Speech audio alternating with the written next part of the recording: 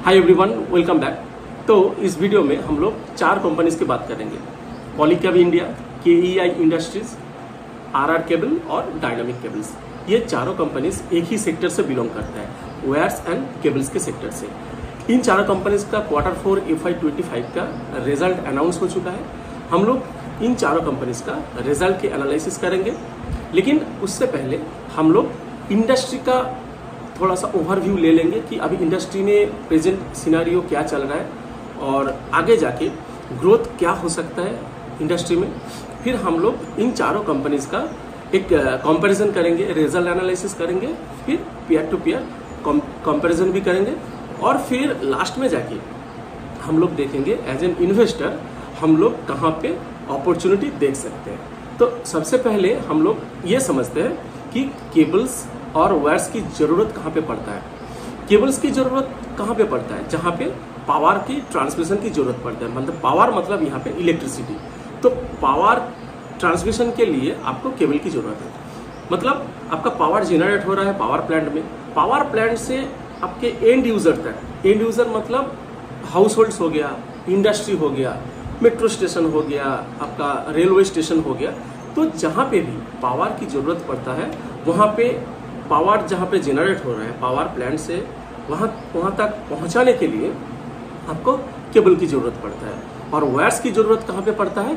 Wires की जरूरत घर में पड़ता है। घर के अंदर पंखा चलाने के लिए, बिजली बल्ब जलाने के लिए, फिर बहुत सारे अप्लायंसेस है उनको चलाने के लिए वायर्स की जरूरत पड़ता है। मतलब घर में हम लोग जो वायरिंग करते हैं वो किससे करते हैं? वो वायर से करते हैं। तो ये हो गया केबल्स एंड वायर्स की ऊपर से एक यूसेज। अब समझते हैं कि इंडस्ट्री में अभी हो क्या रहा है। देखिए, इंडिया एक ग्रोइंग इकोनॉमी है, ग्रोइंग कंट्री है, डेवलपिंग कंट्री है। तो डेवलपिंग कंट्री का सबसे बड़ा जो कैरेक्टरिस्टिक्स होता है वो क्या होता है? Infrastructure development. तो अभी इंडिया में वही चल रहा है कि बहुत ज़्यादा इंफ्रास्ट्रक्चर में हम लोग अभी ग्रोथ देख रहे हैं। कैसे? बहुत जगह अभी हाईवेज बन रहा है। बहुत जगह में टायर 1 सिटीज़ में तो लगभग हर टायर 1 सिटीज़ में तो मेट्रो आ ही गया है। बाकी टायर 2 सिटीज़ में भी अभी मेट्रो का काम चल रहा है। रेलवे स्टेशन का, रेलवे लाइंस का डेवलपमेंट चल रहा है। हाउसिंग सेक्टर में बहुत ज़्यादा अभी ग्रोथ चल रहा है, मतलब बहुत ज़्यादा घर बन रहा है। फिर गवर्नमेंट का इनिशिएटिव है कि स्मार्ट सिटीज़ बनाना। तो स्मार्ट सिटीज़ तभी बनेगा जब इंफ्रास्ट्रक्चर डेवलप होगा। तो स्मार्ट सिटीज़ के लिए इंफ्रास्ट्रक्चर की डेवलपमेंट होना चाहिए। तो इसके वजह से क्या हो रहा है, जितना भी इंफ्रास्ट्रक्चर का डेवलपमेंट होगा पावर की डिमांड बढ़ेगा। तो पावर की डिमांड को कैटर करने के लिए वायर्स एंड केबल्स की बहुत ज़्यादा जरूरत पड़ेगा। तो अभी भी इंफ्रास्ट्रक्चर डेवलप हो रहा है, अभी बहुत ज़्यादा डिमांड है।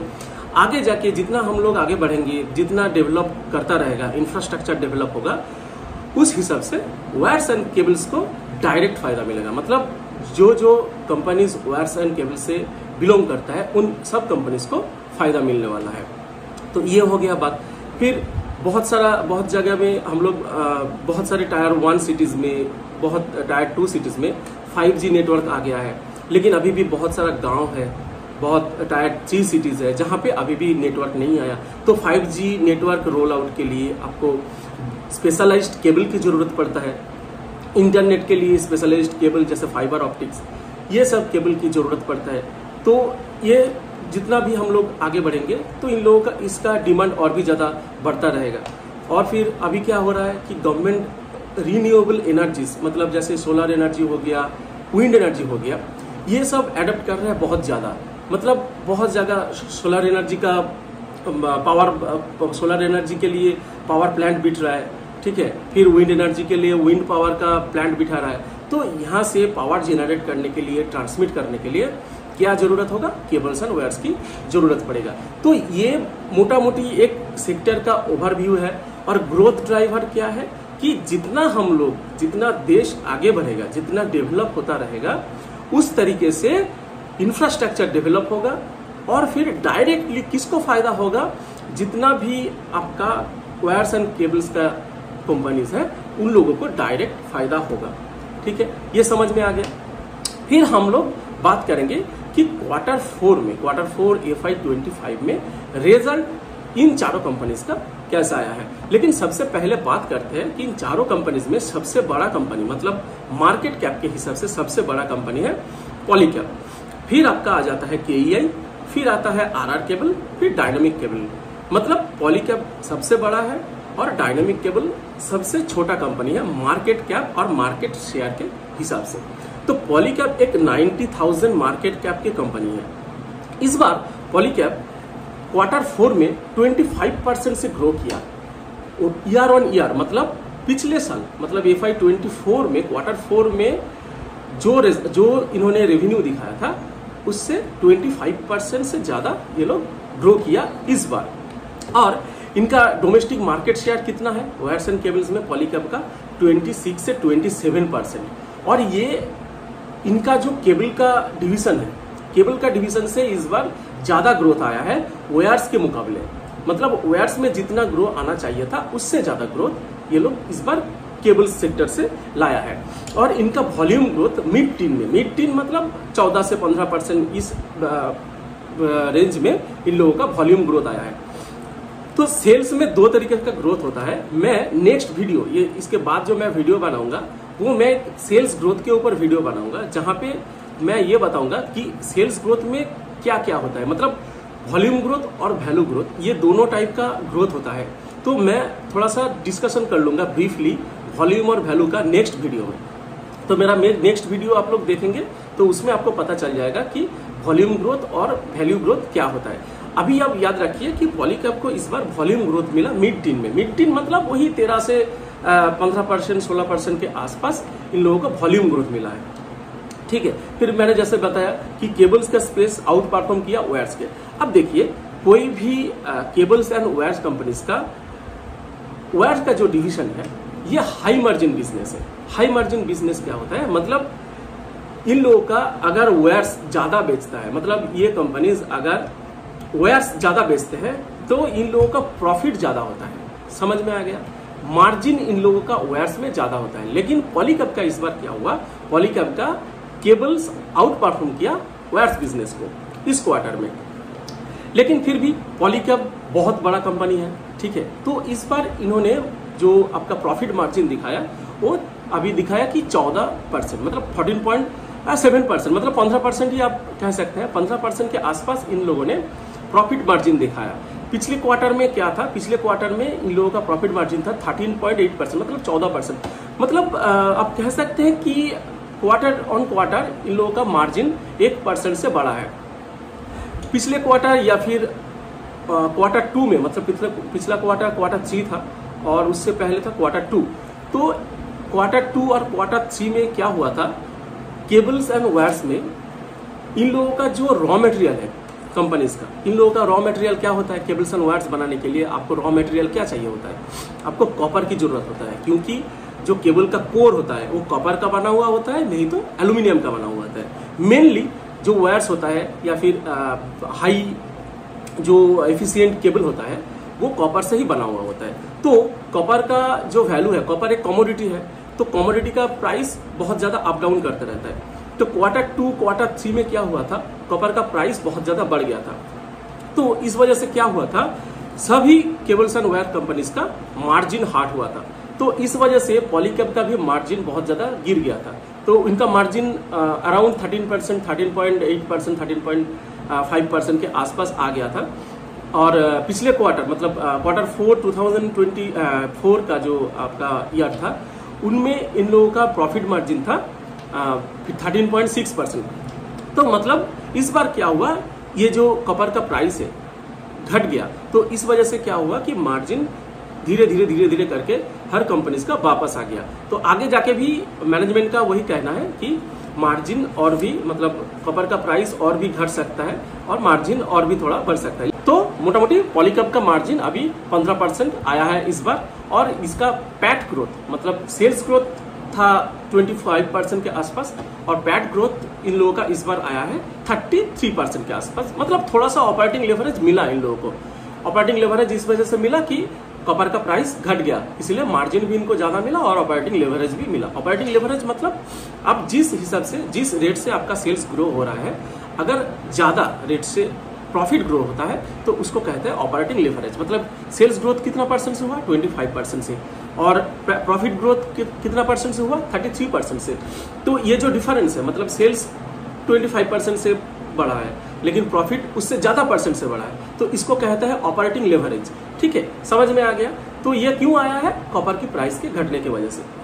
अब पॉलीकैब क्या कर रहा है, पॉलीकैब आगे जाके और भी ज्यादा प्लांट बिठा रहा है वायर्स एंड केबल्स के जो डिवीजन है उसको केटर करने के लिए। जो ग्रोथ है, जो डिमांड है पॉलीकैब का, वो केटर करने के लिए और भी ज्यादा ये लोग प्लांट बिठाने की कोशिश कर रहा है। तो प्लांट बिठाने के लिए ये लोग कैपेक्स अनाउंस किया है। कैपेक्स मतलब कैपिटल एक्सपेंडिचर, मतलब कितने करोड़ का प्लांट आएगा अगले 5 साल में। तो ये लोग बता रहे हैं कि 6,000 करोड़ से लेकर 8,000 करोड़ तक ये लोग कैपेक्स में खर्चा करेगा।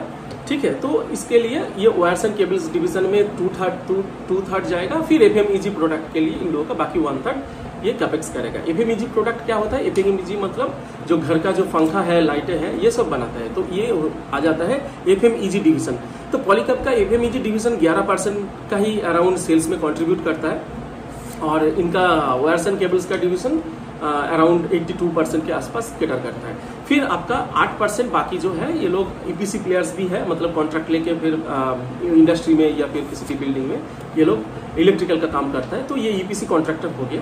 तो इसके लिए इन लोगों का 8% रेवेन्यू आता है। तो मोटा मोटी पॉलीकैब का यही था। अब देखिए मेनली इनका जो एक्सपोर्ट का डिवीजन है, तो पॉलीकैब ज्यादा से ज्यादा बिजनेस डोमेस्टिक में करता है। मतलब इन लोगों का 94% के आसपास डोमेस्टिक बिजनेस है, मतलब जो है इंडिया के अंदर ही ये लोग बिजनेस करता है। लेकिन एक्सपोर्ट में क्या होता है, कोई भी केबल एंड वायर्स कंपनी जब भी एक्सपोर्ट करता है तो एक्सपोर्ट में क्या होता है, इन लोगों का मार्जिन और ज्यादा बढ़ता है। तो ये लोग कोशिश करता है कि मार्जिन और ज्यादा बढ़े, क्योंकि प्रॉफिट उससे ही तो ज्यादा आएगा ना। तो इसीलिए एक्सपोर्ट में ये लोग ज्यादा फोकस करेगा आगे जाके। अभी क्या हुआ, इस क्वार्टर में एक्सपोर्ट 24% से गिर गया। क्यों गिरा, क्योंकि जो इंटरनेशनल टर्मोइल चल रहा है अभी, मतलब ट्रम्प, यूएस में क्या हो रहा है, डोनाल्ड ट्रम्प टैरिफ बढ़ा रहा है, कभी टैरिफ कम कर रहा है, फिर इधर उधर का मतलब रसिया यूक्रेन वार चल रहा है। तो इस वजह से क्या हुआ कि एक्सपोर्ट में थोड़ा सा डाउन टर्न आया है। तो इस वजह से पॉलीकैब का एक्सपोर्ट का जो बिजनेस है वो 24% से गिर गया है। लेकिन मैनेजमेंट का आगे जाके यही कहना है कि आगे जाके ये लोग सब कुछ ठीक हो जाने के बाद ये लोग एक्सपोर्ट में और ज्यादा फोकस करेगा और एक्सपोर्ट का पोटेंशियल भी बहुत ज्यादा है। ये लोग अभी कह रहा है कि इन लोगों का मतलब एक्सपोर्ट का शेयर जो है वो 10% के आसपास हो जाएगा। तो यही है पॉलीकैब का बात। अब बात करते हैं केईआई की। केईआई इंडस्ट्रीज मेनली केबल के डिवीजन में है। ये लोग बहुत सारे स्पेशलाइज्ड केबल बनाते हैं, मतलब जितना भी इंडस्ट्री में, जितना भी गवर्नमेंट का जितना भी प्रोजेक्ट हो रहा है उनमें क्या कर रहा है, केईआई ही ज्यादा से ज्यादा कंट्रीब्यूट करता है। तो केईआई का कोई एफएमईजी का सेगमेंट नहीं है, लेकिन केईआई बहुत स्पेशलाइज्ड केबल बनाता है। ठीक है, मतलब कि हाई वोल्टेज केबल हो गया, लो वोल्टेज केबल हो गया, आपका एक्स्ट्रा हाई वोल्टेज केबल हो गया, फिर आपका जो जितना भी कम्युनिकेशन केबल है, फाइबर ऑप्टिक्स है, ये सब केईआई बनाता है। लेकिन एक बात समझिए कि पॉलीकैब का मार्केट शेयर 91%, मतलब पॉलीकैब का मार्केट कैप कितना है, 91,000 करोड़, मतलब ये बहुत बड़ा कंपनी है और इसका मार्केट शेयर भी 26 से 27% है। ठीक है, लेकिन केईआई का मार्केट कैप 33,000 करोड़ के आसपास है। तो मतलब पॉलीकैब से केईआई बहुत छोटा कंपनी है, लेकिन फिर भी केईआई अपने सेल्स को कितने परसेंट से ग्रो किया, वही पॉलीकैब जितने परसेंट से ग्रो किया उसी के आसपास, मतलब 25% से ही ग्रो किया। लेकिन इसका वायर एंड केबल का डिवीजन 35% से ग्रो किया। लेकिन बाकी जो इसका सेगमेंट है, मतलब स्पेशलाइज्ड केबल का हो गया और वायर्स का हो गया, ये बहुत ज्यादा तेजी से ग्रो नहीं किया।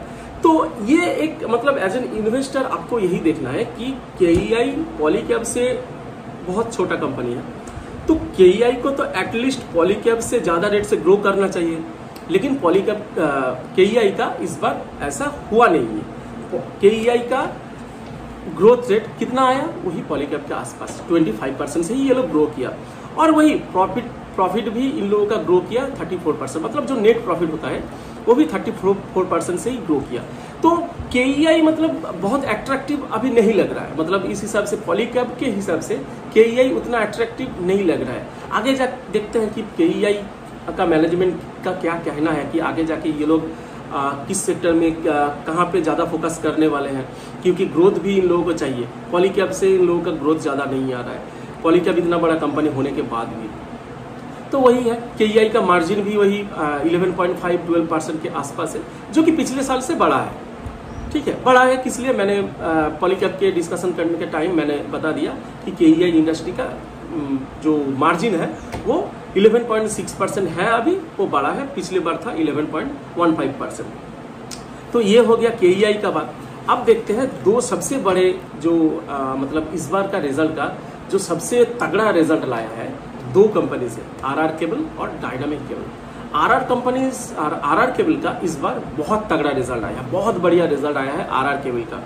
तो RR केबल का रिजल्ट बहुत अच्छा है, किस लिए आया है, क्योंकि इसका जो स्ट्रॉन्ग डिमांड है किसमें, हाई मार्जिन केबल में। मतलब RR केबल बहुत स्पेशलाइज्ड केबल बनाते हैं, ठीक है। और इनका FMEG का जो बिजनेस है ये भी 13% 14% से ग्रो किया। पॉलीकैब का FMEG सेगमेंट मैं बता दूं, पॉलीकैब का जो FMEG सेगमेंट है ये लॉस मेकिंग था, मतलब इसमें कोई प्रॉफिट नहीं आ रहा था, ठीक है। लेकिन 10 क्वार्टर के बाद इस बार पॉलीकैब का FMEG का जो सेगमेंट है ये प्रॉफिटेबल बना।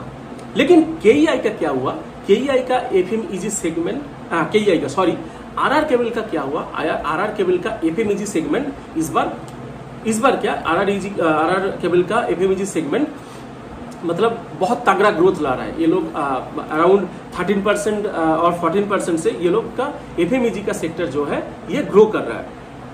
तो RR केबल क्या हो रहा है कि RR केबल अभी बहुत, RR केबल भी छोटा कंपनी है, मतलब RR केबल का मार्केट कैप आप लोग देखेंगे तो ये लोग का शायद 11,000 करोड़ या फिर 12,000 करोड़ का इन लोगों का मार्केट कैप है।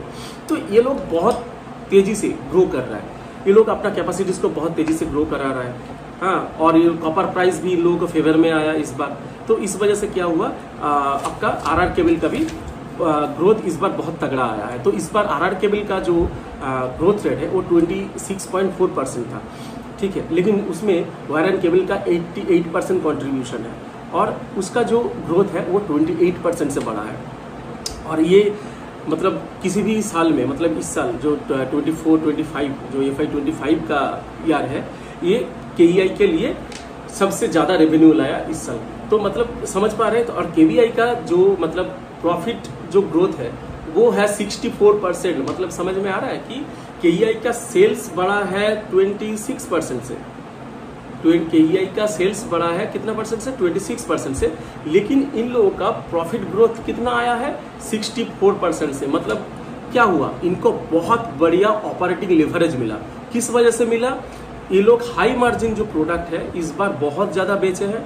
और इनका हाई मार्जिन प्रोडक्ट जो क्या होता है, वायर्स होता है और FMEG होता है। मतलब फैन हो गया, आपका बाल्ब हो गया, मतलब जितना भी आपका घर में जितना अप्लायंसेस होता है वो सब का जो डिवीजन है उसका रेवेन्यू ग्रोथ बहुत बढ़िया आया है 13% से। तो इस वजह से क्या हुआ, इन लोगों का जो ऑपरेटिंग लिवरेज मतलब प्रॉफिट का जो ग्रोथ है वो बहुत तेजी से बढ़ा है। तो यही है बात। और ये लोग क्या कह रहे हैं कि आगे जाके ये लोग कैपेसिटी एक्सपेंशन करने वाला है और फिर इन लोगों का FMEG का भी ये लोग सेगमेंट और भी ज़्यादा बढ़ाने वाला है, क्योंकि इन लोगों को इसमें मार्जिन बहुत ज़्यादा मिल रहा है। अब बात करते हैं डायनामिक केबल। डायनामिक केबल का इस बार सबसे, इन चारों कंपनीज में से सबसे बढ़िया रिजल्ट आया है डायनामिक केबल्स का। तो डायनामिक केबल्स का अगर बात करें तो डायनामिक केबल्स कहाँ पे काम करता है, डायनामिक केबल्स का थोड़ा सा बात कर लेते हैं, या फिर थोड़ा सा डिटेल्स में डायनामिक केबल्स के बारे में बात करते हैं। तो डायनामिक केबल्स का एप्लीकेशन कहाँ पे है, जितना भी पावर यूटिलिटीज होता है, मतलब पावर हाउस में हो गया, पावर प्लांट में हो गया, तो यहाँ पे जितना भी मशीनरीज लगा हुआ रहता है तो उसको कनेक्ट करने के लिए जो केबल्स की जरूरत होता है वहाँ पे डायनामिक केबल काम करता है। और इंफ्रास्ट्रक्चर में तो है ही है, मतलब इंफ्रास्ट्रक्चर जितना ग्रो करेगा, जितना इंफ्रास्ट्रक्चर के लिए जितना ग्रो करने के लिए, जो डिमांड कैटर करने के लिए जितना भी पावर की जो सप्लाई है, मतलब इलेक्ट्रिसिटी ट्रांसमिशन के लिए, उसमें तो डायनामिक केबल आपका कंट्रीब्यूट करता ही है। उसके साथ साथ एक चीज़ आता है कि डायनामिक केबल सोलर और विंड का जो प्लांट लग रहा है, मतलब इनका जो अभी ग्रोथ बन रहा है, रिन्यूएबल एनर्जीज का जो ग्रोथ बन रहा है, तो उसमें डायनामिक केबल बहुत ज़्यादा कंट्रीब्यूट कर रहा है। तो इसी वजह से क्या हुआ, डायनामिक केबल का बेस बहुत छोटा है और ये लोग क्या कर रहे हैं, बहुत निश प्रोडक्ट को, ये निश सेगमेंट को कटर कर रहा है। ठीक है, तो इस वजह से क्या हो रहा है कि इन लोगों का जो मार्जिन है ये बहुत तेजी से बढ़ रहा है। ठीक है, ये लोग रेलवेज को डायरेक्टली सप्लाई करते हैं, फिर आपका रियल एस्टेट को भी ये लोग सप्लाई करते हैं और ये लोग गवर्नमेंट प्रोजेक्ट लेते हैं यूपी से, एमपी से। इन लोगों के पास गवर्नमेंट का बहुत सारा ऑर्डर्स, अभी तक ऑर्डर बुक में बहुत सारा ऑर्डर्स अभी भी है। तो ये लोग धीरे धीरे जाके ये लोग क्या कर रहा है, वहां पे फोकस कर रहा है। ठीक है, और इन लोगों का बेस बहुत छोटा है, बहुत कम जगह से, मतलब अभी भी जियोग्राफिकल जो इनका एरिया है वो बहुत कम है। तो धीरे धीरे करके क्या कर रहा है, ये लोग और भी ज्यादा फैलने की कोशिश कर रहे हैं। अभी भी ये लोग वेस्टर्न रीजन और नॉर्दर्न रीजन में ज्यादा है, अभी ये लोग जाके साउथ की तरफ और ईस्ट की तरफ धीरे धीरे करके ये लोग अपना प्रेजेंस को बढ़ा रहा है। ये लोग क्या फोकस कर रहे हैं, फोकस कर रहे हैं कि इलेक्ट्रिसिटी बोर्ड्स को, मतलब स्टेट का जो इलेक्ट्रिसिटी बोर्ड्स होता है उनका जितना भी प्रोजेक्ट, उनका जितना भी इंफ्रास्ट्रक्चर डेवलपमेंट हो रहा है, तो उनमें ये लोग फोकस ज्यादा कर रहा है। और क्या बोला मैंने कि पावर यूटिलिटीज, जितना भी मशीनरीज है उनको कनेक्ट करने के लिए जो पावर की जो केबल होता है उनको कटर कर रहा है। तो ये लोग इन लोगों का केबल डिवीजन भी मैं बता देता हूँ कि इन लोगों का जो केबल्स होता है वो हाई टेंशन केबल होता है और लो टेंशन केबल होता है, एक्स्ट्रा हाई वोल्टेज केबल होता है, फिर स्पेशलाइज्ड केबल होता है जैसे कम्युनिकेशन केबल हो गया, फाइबर ऑप्टिक्स हो गया। ठीक है, फिर एल्यूमिनियम बेडेड केबल हो गया, और भी मतलब जितना भी ये सब स्पेशलाइज्ड केबल है ये सब डायनामिक केबल बनाते हैं। ठीक है, और इसका सबसे बड़ी बात है डायनामिक केबल। डायनामिक, इन चारों कंपनीज में से डायनामिक केबल का जो एक्सपोर्ट परसेंटेज है वो सबसे ज्यादा है। समझ में आया? डायनामिक केबल का जो एक्सपोर्ट परसेंटेज है, मतलब ये एक्सपोर्ट बहुत ज्यादा करते हैं। एक्सपोर्ट कहाँ पे करते हैं, ये लोग एक्सपोर्ट करते हैं जर्मनी में, ऑस्ट्रेलिया में, ब्राजील में, और जितना भी अफ्रीकन नेशंस है उनमें, वहां पे ये लोग एक्सपोर्ट करते हैं। तो इनका एक्सपोर्ट का जो रेवेन्यू है वो 20 से 25% तक आता है। समझ में आ रहा है? जहाँ पे पॉलीकैब, केईआई और आरआर केबल का एक्सपोर्ट का रेवेन्यू, मतलब एक्सपोर्ट का परसेंटेज उतना ज़्यादा नहीं है, 10% या फिर 8% के आसपास ही है। वहाँ पे डायनामिक केबल क्या कर रहा है, डायनामिक केबल 24% के आसपास इन लोगों का एक्सपोर्ट ही है। मतलब डोमेस्टिक बिजनेस अगर आपका 70 या फिर डोमेस्टिक बिजनेस अगर 70-74% के आसपास है, तो बाकी इन लोगों का एक्सपोर्ट से आता है। समझ में आया? तो इनका तो 3-4 मैन्युफैक्चरिंग फैसिलिटीज है, 3 है जयपुर में और एक है कहाराडी में जो कि राजस्थान में है। तो क्या कर रहा है, तो डायनामिक केबल, समझ में आ रहा है कि डायनामिक केबल एक छोटा बेस प्लेयर होके भी ये लोग क्या कर रहे हैं, एक्सपोर्ट में बहुत ज्यादा ध्यान दे रहे हैं। तो एक्सपोर्ट क्या होता है, हाई मार्जिन बिजनेस होता है जैसे मैंने बताया। तो ये लोग क्या कर रहे हैं, तो एक्सपोर्ट में फोकस करने की वजह से ये लोगों का जो ऑपरेटिंग लिवरेज है, मतलब जो नेट प्रॉफिट आता है सेल्स के बाद, सेल्स तो ग्रो करता ही है। सेल्स तो इस बार बहुत ज्यादा ग्रो किया, 38% से ग्रो किया इन लोगों का अभी इस बार का Q4 FY25 का सेल्स। और इन लोगों का जो प्रॉफिट है, प्रॉफिट आफ्टर टैक्स जो ग्रो किया है वो 64% से ग्रो किया। किस वजह से? इसी वजह से कि एक्सपोर्ट में ये लोग ज्यादा फोकस करते हैं और बहुत नीश जो सेगमेंट है, मतलब केबल की जरूरत जहां पे होता है, बहुत नीश सेगमेंट को ये लोग कैटर करते हैं, जहां पे ये लोग मार्जिन बहुत ज्यादा चार्ज कर सकते हैं। ठीक है, समझ में आया? तो एज एन इन्वेस्टर हम लोगों को अभी क्या देखना है कि हम लोगों के पास अपॉर्चुनिटी कहां पे है। तो देखिए, मोटा मोटी हम लोग एक पीआर टू पीआर एनालिसिस करते हैं कि पॉलीकैब बहुत बड़ा कंपनी है। ठीक है, पॉलीकैब बहुत बड़ा बेस बन गया है। अभी उस बेस में भी पॉलीकैब क्या कर रहा है, पॉलीकैब ग्रो कर रहा है अपने सेल्स को 25% के आसपास। और मतलब सेक्टर में इन लोगों का मार्जिन भी बहुत ज्यादा है। कितना है? 15% के आसपास। तो पॉलीकैब को अगर इसके बाद और भी ज्यादा ग्रो कराना है, पॉलीकैब का ग्रोथ मतलब मार्जिन भी इनको ग्रो कराना है, तो इन लोगों को क्या करना पड़ेगा, इन लोगों को हाई मार्जिन जो प्रोडक्ट है उनमें ज्यादा फोकस करना पड़ेगा। जैसे हो गया आपका FMEG प्रोडक्ट जितना भी है, इनमें ये लोग हाई मार्जिन अवेल कर सकते हैं। और फिर हो गया आपका वायर्स का डिवीजन।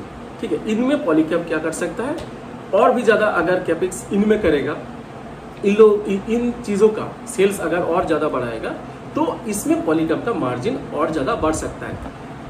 उसके बाद क्या होगा, उसके बाद क्या आता है केईआई इंडस्ट्रीज।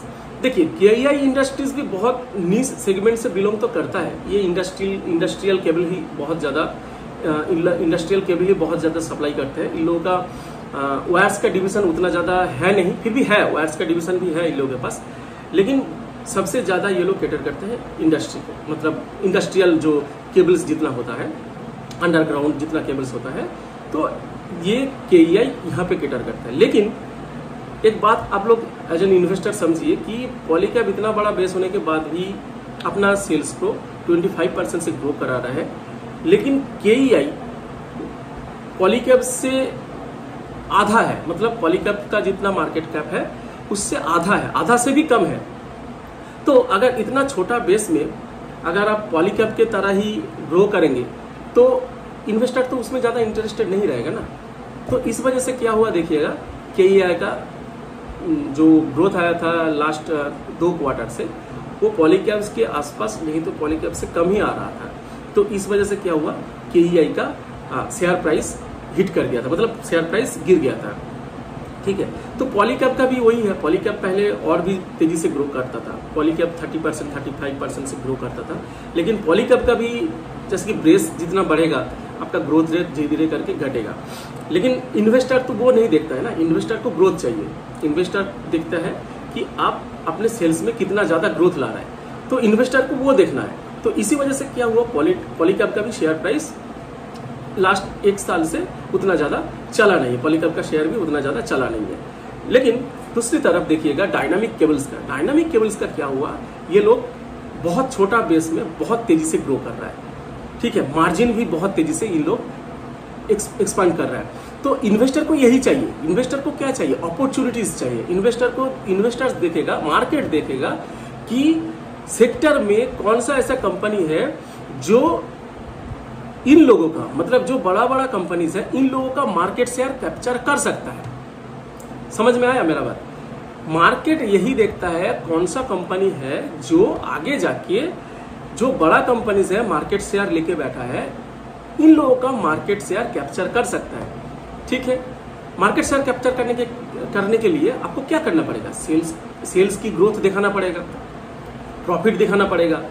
फिर डिमांड को कैटर करने के लिए आपको क्या करना पड़ेगा, केपेक्स करना पड़ेगा, नए फैक्ट्री बिठाना पड़ेगा, नया मैन्युफैक्चरिंग हब बिठाना पड़ेगा, जहाँ पे आप लोग मैन्युफैक्चर करके, प्रोडक्ट मैन्युफैक्चर करके आप डिमांड को कैटर कर सकते हैं। तो यही बात है कि आगे जाके अगर डायनामिक केबल ऐसे ही इसी तरीके से ग्रोथ दिखाते रहा, ठीक है, और फिर अगर डायनामिक केबल्स का मार्केट शेयर और भी ज़्यादा, मतलब इनका मार्केट शेयर अभी हार्डली 2 से 3% के आसपास होगा, और वहाँ पे पॉलीकैब का है 26 से 27%, केईआई का 10%, फिर आरआर केबल का 4 से 5%। मतलब जो छोटा बेस है वो छोटा बेस से अगर बड़ा बनेगा, छोटा बेस से अगर बड़ा बनते जाएगा तो वहाँ पे ही देखिएगा पैसा बनता है। जो ऑलरेडी बेस, बहुत बड़ा बेस में बैठा हुआ है, अगर मार्केट शेयर नहीं बढ़ेगा तो वो देखिएगा उस बिजनेस का स्टॉक पैसा नहीं बनाता है। तो यही बात है कि हम लोगों को आगे जाके ये देखना पड़ेगा कि एग्जीक्यूशन पॉलीकैब कैसा कर रहा है, और एज सबसे बड़ा कंपनी होके पॉलीकैब कैसे एग्जीक्यूट कर रहा है, और डायनामिक केबल कैसे एग्जीक्यूट कर रहा है, क्योंकि इनका बेस बहुत छोटा है। आगे जाके कैसे ग्रो कर रहा है, इसको हम लोगों को ट्रैक करना पड़ेगा। तो हम लोग एज एन इन्वेस्टर यही कर सकते हैं कि अभी पता कर लिया कि क्वार्टर रिजल्ट कैसा आया है, लेकिन आगे जाके जितना भी मतलब क्वार्टर आएगा, हम लोग बिजनेस को ट्रैक करना पड़ेगा कि डायनामिक केबल कर क्या रहा है, पॉलीकैब क्या कर रहा है, केईआई इंडस्ट्रीज क्या कर रहा है। समझ में आया मेरा बात? अब थोड़ा रिस्क फैक्टर के बारे में जान लेते हैं कि रिस्क फैक्टर इन सेक्टर में क्या हो सकता है। 2-3 रिस्क फैक्टर मैं बताता हूँ कि इनमें आगे जाके प्ले आउट कर सकता है, मतलब ये नहीं बता रहा हूँ कि नहीं होगा, लेकिन कर सकता है। जैसे कि गवर्नमेंट अभी जो स्पेंड कर रहा है, मतलब इंफ्रास्ट्रक्चर में जितना स्पेंड कर रहा है, शायद आगे जाके इंफ्रास्ट्रक्चर का जो बजट है वो कम कर दे। तो कम कर देने के लिए जब गवर्नमेंट इंफ्रास्ट्रक्चर का बजट कम कर देगा, तब क्या होगा, इंफ्रास्ट्रक्चर का जो ग्रोथ था वो थोड़ा सा धीरे हो जाएगा। तो धीरे जब हो जाएगा तब क्या होगा, डिमांड में थोड़ा सा मतलब इम्पैक्ट आएगा। तो डिमांड में इम्पैक्ट आएगा तो क्या होगा, इन लोगों का जो वायर्स एंड केबल्स का कंपनीज है, इन लोगों का सेल्स में फिर ग्रोथ कम आ सकता है। तो ये हो गया एक बात। और एक बात है कि ये ऐसा एक ग्रोइंग सेक्टर है, जैसे मैंने बताया कि नेशन मतलब हम लोगों का कंट्री जितना ग्रो करता रहेगा, इंफ्रास्ट्रक्चर जितना ग्रो करेगा, तो डिमांड धीरे धीरे करके बहुत ज़्यादा बढ़ेगा, आगे जाके और भी बढ़ेगा। ठीक है, तो इसमें क्या कर रहा है, बहुत सारा नया कंपनीज अभी एंट्री कर रहा है वायर्स एंड केबल्स में, मतलब कंपटीशन बहुत ज़्यादा बढ़ रहा है। अभी कुछ दिन पहले अल्ट्राटेक और अदानी ग्रुप ने इस सेक्टर में एंट्री करने के लिए अनाउंसमेंट कर दिया। तो इसके वजह से क्या हुआ देखिएगा, जितना भी केबल्स एंड वायर्स की कंपनीज है, सबका मार्केट प्राइस मतलब शेयर प्राइस गिर गया था।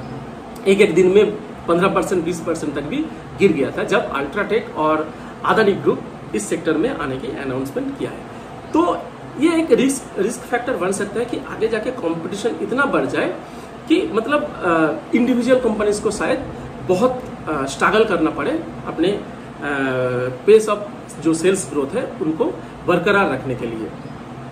तो ये हो गया मतलब 2-3 रिस्क पॉइंट जो कि आगे जाके प्ले आउट कर सकता है। मतलब ऐसा नहीं है कि प्ले आउट कर ही जाएगा। हाँ, सब कोई मतलब ऐसा भी हो सकता है कि अल्ट्राटेक भी आया, अदानी भी आया, और भी जितना भी मतलब नया कंपनीज आना चाहता है वो भी आया, जो प्रेजेंट है पॉलीकैब KEI जैसे कंपनीज जो प्रेजेंट है।